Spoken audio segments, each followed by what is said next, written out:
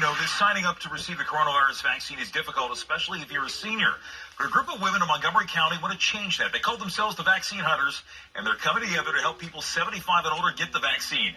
FOX5's Natalie Rubino live tonight for us in Silver Spring. They've already got appointments, not just for themselves, but for hundreds of people.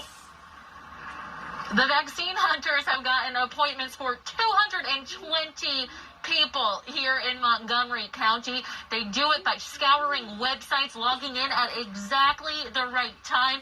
And they've made a huge difference, especially for seniors who often feel so hopeless during times like these. We're not techies. Maria Carbonell and her husband Nelson are both 80 years old. They say when it came to making a vaccine appointment, they didn't know where to start. It was desperate because we tried so many times. We were on, I think, 4 or 5 lists, and nobody called. Until they contacted this group of 8 women, the Vaccine Hunters.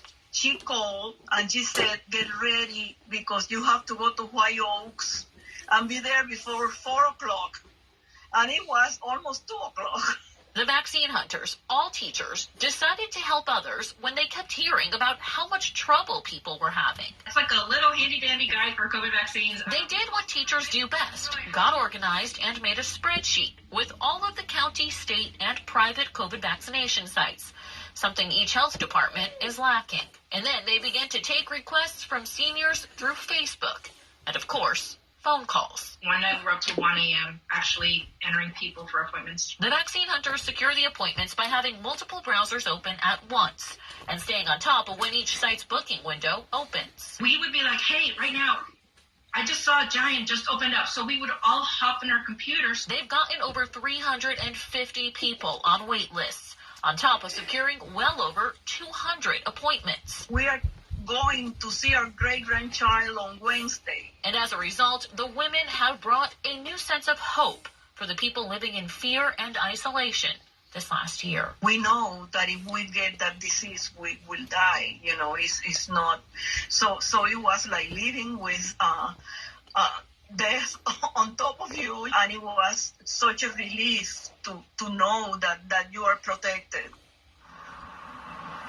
That couple really so relieved. They say they've been living in isolation for a year. Now, the Vaccine Hunters have also noticed a discrepancy when it comes to distribution of the vaccine. They say not enough is going to Latinas and to Black communities. So they want to work with local counties and the state to make the vaccine more equitable. Back to you. It's so selfless to see what they're doing. But my question, Natalie, is we saw the Vaccine Hunters there themselves. Are they getting the vaccine? Have they signed up for it yet, or are they waiting? Jim, they actually got the vaccine, and that's how all of this started. They got the vaccine, and then they started hearing from people, how did you get it? It's so hard. How did you get an appointment? They said they didn't realize how hard it was, so in a way, they felt a little guilty that they were able to get it, and they said, no, let's just help others, and that's what they've been doing. I mean, you heard one time staying up till 1 in the morning just to make other people appointments. It's all about paying it forward, so that is a great way to do it. Natalie Rubino, thanks, Natalie.